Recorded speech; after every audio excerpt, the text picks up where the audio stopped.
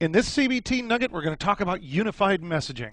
Do you have telephones? You got phones? I got phones. Well, wouldn't it be kind of cool to have your voicemail integrated with your email and vice versa? In other words, wouldn't it be nice to be able to kind of get your voicemails in Outlook and also be able to call your voicemail system and check your emails? This could be pretty slick, and so that's what we want to take a look at here. Unified messaging is about that integration. Now, this is kind of an overview to it. You're going to see that there's a complexity level here with unified messaging that you're going to have to address as well, and that complexity basically is, well, first of all, there's a whole lot of telephone stuff that goes into this. It's from the Exchange side, you're going to see it's actually pretty straightforward. It's all of the phone support that is going to be part of the challenge to all of this. Well, here's what we're going to do. So the agenda for this. Well, first of all, let's just start off right at the very beginning, and let me say this, because you can probably hear me say this like 2 or 3 times. This is not an entire course on unified messaging, because there probably isn't really a place for a big course on unified messaging. Sounds kind of weird? It's because from an Exchange perspective, there's not that much for us to do. In fact, a lot of it will probably already be planned for and answered for by the time we go into Exchange to make changes. And like I said, there's not a whole lot for us to do. This really comes from the side that your phone system is on, is where all the complexity is.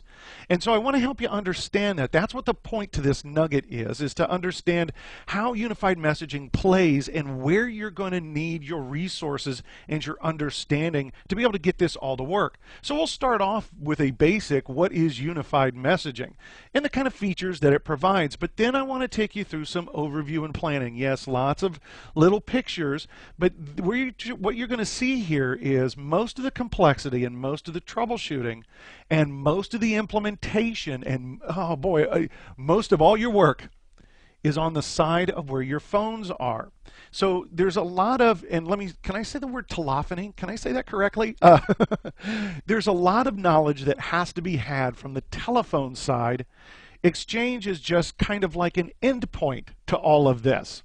Now, once we take a look at what it is and kind of how things work and what the different components are, I just want to take you through briefly what a simple setup in Exchange would look like. But I want to just tell you right now, just to emphasize that this is a small piece to the puzzle, and the puzzle is a much greater puzzle, and a lot of it involves, well, if you have Cisco voice, and we're going to talk about all of this, but if you have, like, whoever is doing your IP voice phones, all of that, these are where you have to gain the resources from. So this probably involves other teams than just yourself, unless you happen to also be the phone person, which if you are, that's really cool, because that's a lot of technology right there. I mean, that's really cool. Anyways, let's go get started here with what is unified messaging. A close friend of mine that works with Exchange quite a bit, I was talking to him the other day, and I asked him, I says, how would you, in a nutshell, describe, unified messaging? And he said, it's SEP, somebody else's problem. And in some respect, I mean, not some respects, but in a lot of respects, he's absolutely correct. This is going to be kind of weird. So let's kind of talk about what is unified messaging. And, well, let's start off with some of our Exchange components. First of all, if you worked with this in previous versions of Exchange, it's a little bit different. You do not have to do a separate installation of unified messaging. It's not a separate role.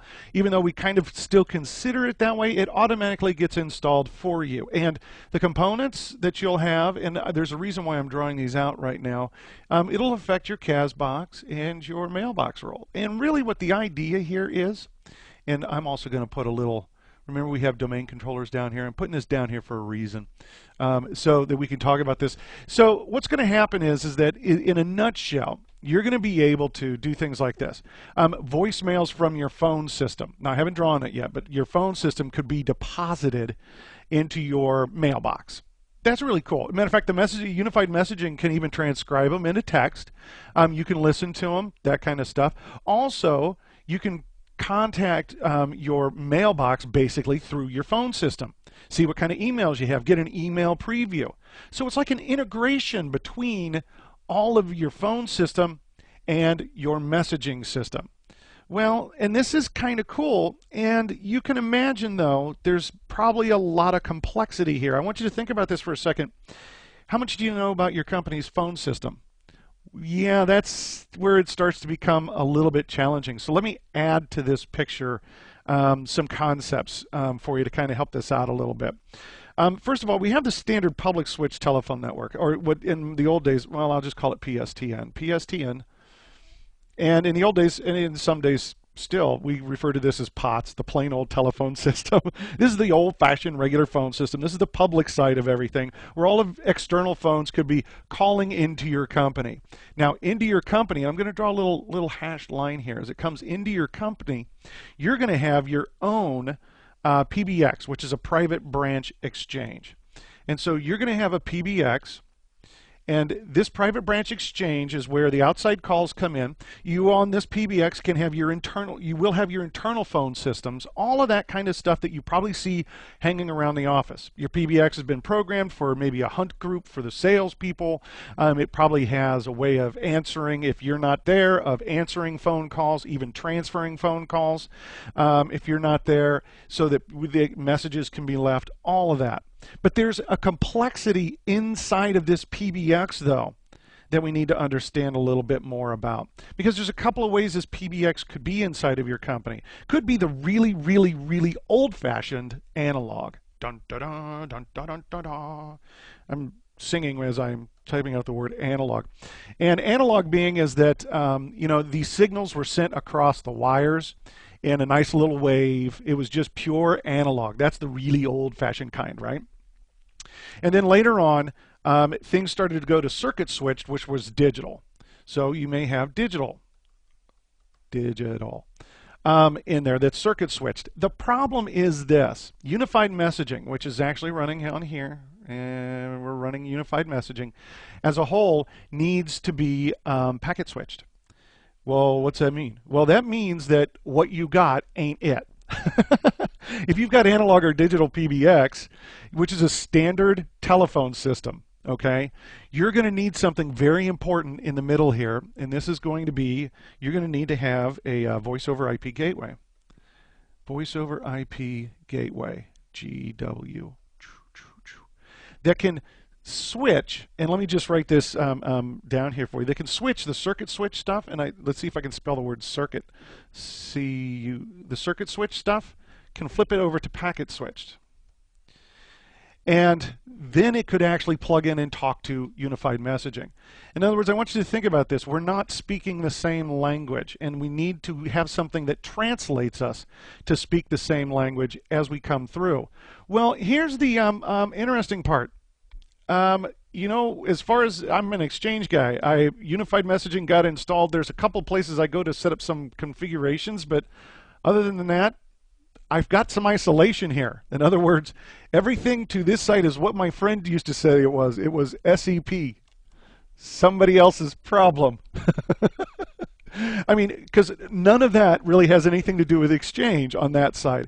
This is the complexity of the phone systems and getting this converted over to a way that we can work with it with unified messaging. Now, there's more to this, because you may already have a voice over IP phone system out there. Now, if you already have voice over IP, that means you already have an IP PBX. And if you already have an IP PBX, that means you're already using packet switching. It can directly plug in. There's no gateway required. Ooh, that's nice. And you might have a hybrid where you've got both. And both of these two, oh man, you're just going to love this. Both of these two have to be able to communicate across one another. So you'll need a gateway for your older stuff. You don't need a gateway for the IP PBX. Everything in here utilizes a series of protocols to get this communication down. You may also have link. Of course, we have to put link. It probably took me 6 months to spell it the right way. We have to have link. Now, just to let you know, link will have link clients on it and link phones. So, your IP PBX, and I'm going to use an example here. This may have been something like, and I'm going to say like a Cisco voice over IP phone system. Yeah, it could be. You could have a link phone system. You can have all of these. Now, just to let you know, on the link side, link doesn't have to have a gateway. It can just go whoop, be pointed to unified messaging. and everything will work, so you don't have to have extra components. But I want you to realize, and I'm going to extend this red line out again. Woo! Everything to the left of the red line, yeah, is what my friend used to say, somebody else's problem. Honestly, I'm not a big fan of just throwing things over the wall to make it somebody else's problem. However, I want you to consider this, because when we get to planning, this is what a lot of the planning comes down to. And so basically I'm kind of giving you the planning in a nutshell. But the planning really comes down to this. Everything to the left of this red line, everything that's all over here, this information has to come from someone. This configuration has to come from someone. Troubleshooting this side has to come from someone. And you can imagine that there's an amazing amount of experience and knowledge contained on this side that we have to be able to communicate with. So let me give you kind of an example here. There's when I've worked in environments where we wanted to set up unified messaging, almost most of the time has been spent with, and I just refer to them as the phone folks. But if you watch CBT Nuggets, if you've seen, if you've done anything like with the Cisco Voice over IP, that kind of stuff, Jeremy Chara, all that, that's a phone folk guy to me. But these are the people. But now look at all the different kind of groups of people you may be working with. You may be working with in your environment that older analog or digital PBX stuff. You might be working with somebody like a Jeremy Chara on the voice over IP, like a Cisco solution. And then you're going to have, if you've got Microsoft Lync in there, you've got folks that are, the gurus of Lync and getting Lync all set up and all the phone systems and the Lync clients all set up. All of these different people have to come together and get all of this to work and then tie into unified messaging. And really tying it into unified messaging on the Exchange side really isn't that big of a deal as far as Exchange is concerned. But from their side, it can be quite a bit of a challenge. There's a lot of planning that goes into this and a lot of consideration. And really what the point of this nugget is to kind of give you the idea of what's out there if you want to flip this on. I get a lot of folks going, this would be really cool. I could just have my phones drop off their voicemail into Exchange.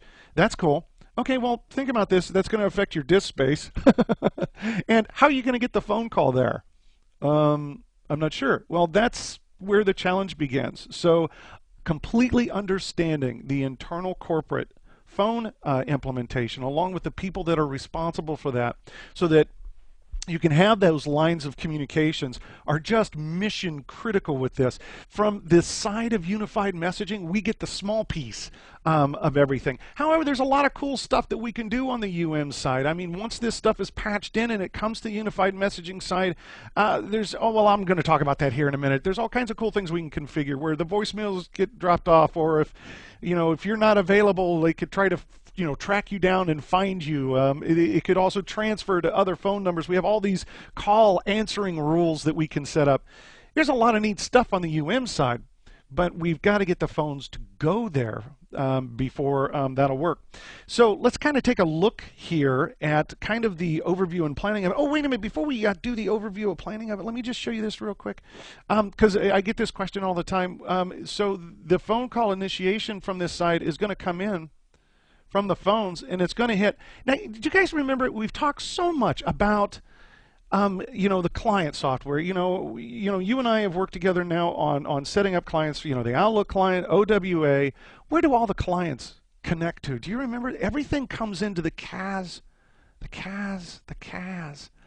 Well, same thing with the phones. It's all going to come into the CAS, and a lot of people freak out about that. Well, wait a minute. CASBox doesn't have any storage. No, but what the CASBox does is, just like it does for any other client, we need to find your mailbox. We're not sure where that mailbox is. We might have multiple mailbox servers and we don't know where that is, but what the CASBox does is it lets us talk to Active Directory to find out from querying Active Directory, where's your mailbox? Remember how I was showing you your mailbox is now set by a GUID, and the CASBox can find all that? All clients connect through the CAS, including the phones, and that's where I really want to get, is that all of this stuff has to go to the CAS, and then it gets redirected to the correct mailbox. Now, I want to point this out. This is actually really important.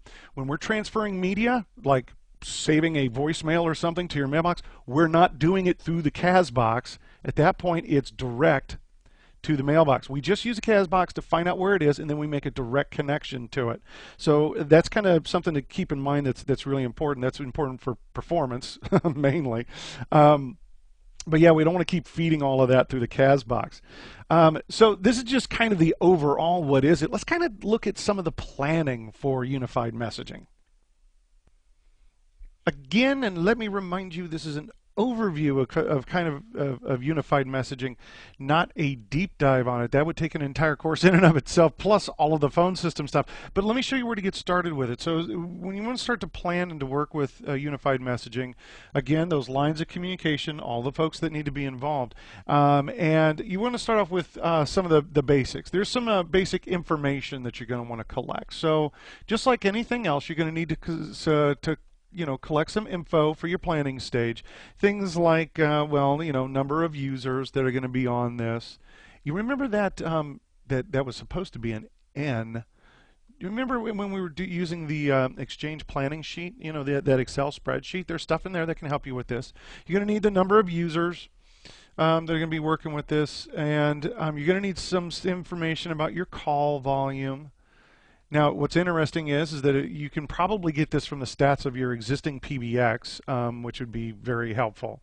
You're going to also need a complete map of your current phone environment.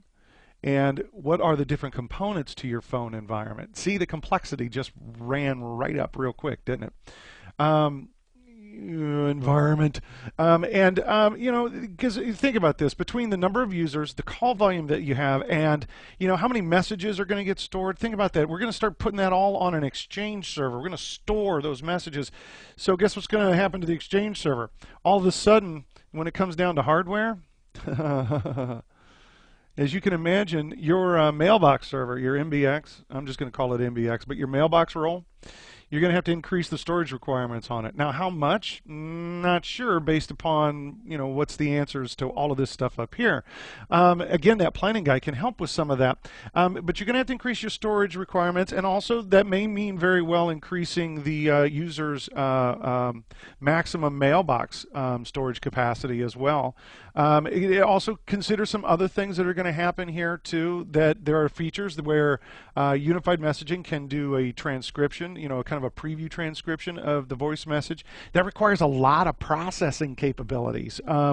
So things like that, you'll see that you'll see different recommendations, but a basic general, I almost don't want to write it here, but a very general basic kind of recommendation. If you're going to be doing the transcribing and all that, you end up wanting around 12 cores for about every 1,000 users to handle it. Again, that's just real basic kind of thing. Something though that you want to keep in mind is that the network between your unified messaging and your, let me just put that down here, network between and whatever it is you're talking to, whether it's your voice over IP gateway or if it's your IP PBX. So I'll just write down IP PBX. There's some very strict requirements about the speed of performance. And in general, it's 20 milliseconds or less. I want you to think about this. If latency is a huge issue, anytime we're doing anything with voice and voice over IP, and take a look at like Jeremy Charles voice over IP stuff, that kind of thing. Latency is huge on the network side, so we want to make sure that that latency isn't there. It doesn't create any hassles or problems for the connections. So you can kind of see where we're going with this, is that on the basics, this starts getting where you got to collect all the information. There will be some hardware modifications you'll have to make on your side for this. As a separate note, the CAS, and I got a little tiny room. CAS, nothing you have to do with CAS. CAS doesn't really get affected. It's only taking the SIP protocol and basically redirecting it to your mailbox. So it's not being heavily impacted by this in most situations. So you'll be okay there. Now, from this side, once you've gotten past this, and like I said, as a quick overview, this is fine, but this is something, if you're going to do this and work on this, you definitely want to drill down into the white papers on Microsoft's site, that kind of thing. into pulling this information up. From that side, you can start to configure the Exchange side, and that's really what my goal here is to try to show you where those are. Now, I'm not going to go through everything in exquisite detail, but I want to show you what you want to be able to do and where you want to go and find that and see how it ties together.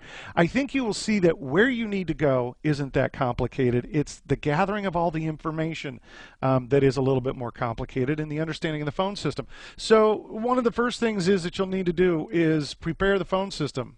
Prepare the phone system. And I'll kind of show you a little bit more what that's going to be about, the phone system.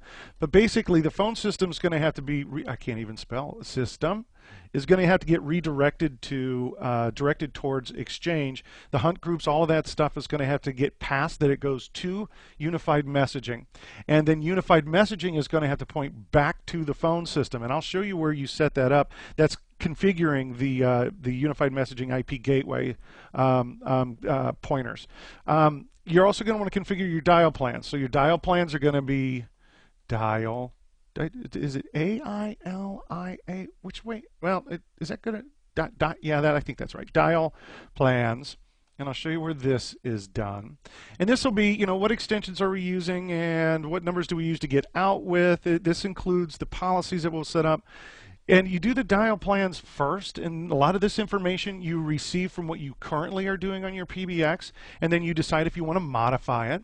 Once you have the dial plans configured, and then you can start to configure your UMIP gateways, which point back to your phone system, and it uses one of the dial plans, so it knows what it's working with. And then you configure the mailbox policies, and this actually has a default policy that will get set up for you, but then you configure basically the mailbox policies for this, and you enable your users, and you'll enable them by assigning them one of those policies. A very, we've done this, how many times where we've done, some kind of policy and we've then enabled it on the user by assigning that policy. So we'll both enable the users for unified messaging, and when we do that, we'll pick one of the policies that you've created for those users. And then the users can configure their auto attendance from there. Now, something to keep in mind is that, like I said, I'm just showing you the very, very basics of this and where it is in Exchange where you'll go to set this up. Something else to keep in mind besides gathering all this information is the availability of all of this. So this includes your phone system, your PBXs, your gateways. Remember, if you need high availability, you have to look at each one of those products and see how to get the availability out of each one of those. We've looked at all the availability options with Exchange, but just as kind of throwing it out there to you, make sure you don't forget about your phone system and the other side. And if you're working with Lync gets incorporated into this. The Lync availability, capabilities, all of that kind of stuff on the Lync side. Somebody needs to be thinking about those. Why don't you be one of those people and help everyone out? So I always have been thinking about availability. What if something crashes? So let me show you where some of these are located in Exchange and where you would go to start configuring these. So let's take a look at where you can start to configure this with Exchange. And yes, this could all be done through PowerShell, but let's go ahead and do it through the graphical. It makes it a little bit easier to understand as you start to take a look at this. So I just want to show you a recipient real quick. I'm just going to pick on Aaron while I'm here and show you that, whoops, double click, there we go. I'm going to go over here to mailbox features for Aaron. I want you to see here under phone and voice features, it's currently disabled, and to enable it, you'd click here. But it's going to ask me for, there it is, for a policy. Now, this policy doesn't exist yet for unified messaging, and that's why you'd have to have this all set up first before you can turn this on for users. So let's go out here and take a look at where you would start to set this up. And if you look down the list, you will see unified messaging, which got installed for you automatically during the installation of the Exchange servers, unlike previous versions. Also, one other little note on Exchange 2013, it now supports unified messaging, supports IPv6. Yay! So I've clicked on unified messaging, and I want you to see that there's kind of two sections here. There's a ton of things in this dial plan. And then there's the unified messaging IP gateways. This points back to your phone system. Now, before you can select and set this one up, you've got to set up a dial plan, because one of the first questions it's going to ask you is where do you want to point it back to, and what's the dial plan I'm using for this? So you got to do the dial plan first. Now, some good news, some bad news, and this is one of those topics that there is a ton of information here. The information about dial plans. So dial plans are part of your phone numbering, your numbering plan. This was probably, these decisions were all made when your phone system got originally put in. That's why I keep saying over and over and over again, you have to communicate with the phone folks, because they'll have this information that you need here. It's the kind of information like, what do our phone numbers look like? What do our extensions look like? What do we dial to get an outside line? What do we dial for international? You kind of get those, you know, like a lot of us, I don't know about you, but, you know, most of the companies I've been at, you had to dial 9 to get an outside line on the phone. Okay, those decisions have to be put into these dial plans. So you've got to come up with that information. And it could be completely different for everybody. Now, as you can imagine in the interface here, in order to be able to create a dial plan, you hit the little plus box, and it comes up, and it looks like it's pretty simple. Give me the name of the dial plan, and I'm going to call this, let's just call it My Local Dial Plan. I'll just call it My Local to get it kind of started off with. And the extension, the phone extensions that we're going to use, the type of dial plan. Again, this kind of information you need to pick up from working with the phone guys. Usually it's going to be telephone extension. That's how we're going to get there, and it points out, defines the syntax and the format, and using the protocols for a telephone extension off that. But there are other options, whether you are secured in your voice over IP or not, your language. And it comes down to what's your country code for, you know, for dialing the phone numbers. And country code, let's see, the U.S. is what, 1, and I think I did some stuff with Britain. I think the UK is like 44. I think is theirs. You know, if you wanted to call the country, what you had to call, what you have to put in to call them. So there's the country code. And at this point, I'm going to maximize this so I can say save. Yeah, no, you're not done yet. No, it doesn't end here. You're like, well, that was easy to come up with. No, look at the edit button. See, underneath here, once it's created, is where all the good stuff is. And this is where you got to start coming up with all that detailed information. Like I said, there's no way I can provide it for you because this is all from your phone system and what you've agreed with the telephony or telephone folks that it's going to be. So here's the plan that we just set up. We can go in and configure dial codes, and so let's see here. We'll go in and oh looky, tons and tons. So we can go in for dial codes to get an outside line. What do we want to do? They have to dial a 9 to get an outside line. International access code. So you can go through and fill out all of these from your phone system, and the phone number formats, all of that, and the welcome greetings for the voice access. You've got settings here on how to search for names and your dialing rules, your authorization and who's allowed to use both in-country and international through your dialing groups, and your transfer. Boy, I need a drink of water or something, don't I? Your transfer and search, so whether users can transfer calls to other users and that kind of thing. So you have all of the settings that you want from your phone system need to be set here, and your phone system is going to be completely different than everybody else's. So you have all of the options that you can establish here as part of your dial plan. Dial plan is a whole big science in and of itself, especially if you look at the voice over IP stuff.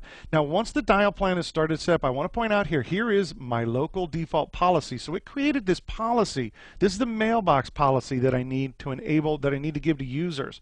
I can also go through and create auto attendance, and things like auto attendance, users can set up things like if I'm not here, leave a message, or if I'm not here, try to find me, or if I'm not here, transfer the call to somebody else. So you can configure all these personal auto attendants. You can set up hunt groups. You know, a lot of people have like a sales staff where there's a call into one number and it'll go across different phone numbers.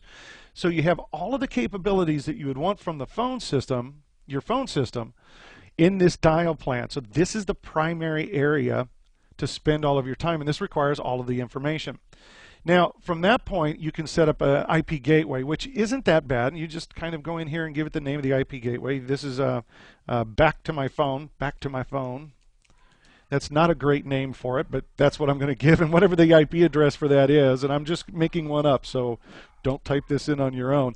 But I want you to notice that at this point, this is where you select the dial plan for that phone system. So that's kind of the important concept here, is I needed that dial plan.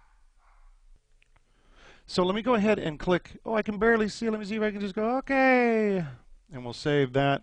And that'll give me my gateway back. I have a dial plan and a gateway, and yes, I know that you've noticed that it's not going to be this simple in real life. I'm just putting it in. At this point, you can go through and enable recipients. Now, this would be obviously easier with PowerShell at this point, but I'm just going to go into Aaron Smith.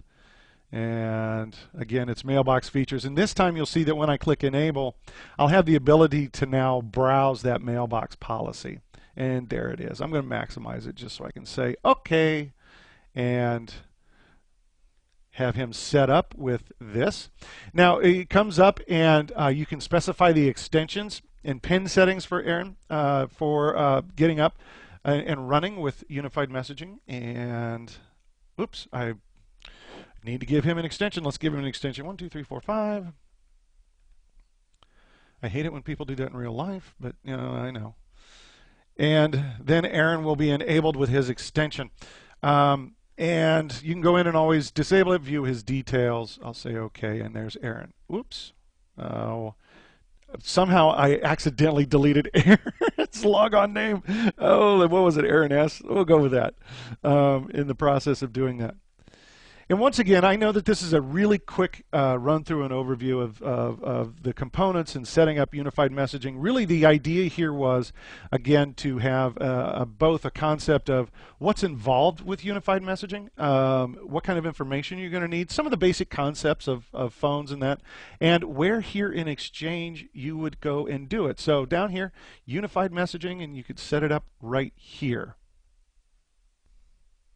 So as a brief overview for unified messaging, you probably just got a lot of information out of that, but you probably also got really the most important thing, which is twofold. And here's really, in the first time that Microsoft came out with unified messaging, I'm like, what's the point to this? I mean, I know what a voice over IP phone system is, but what does this do?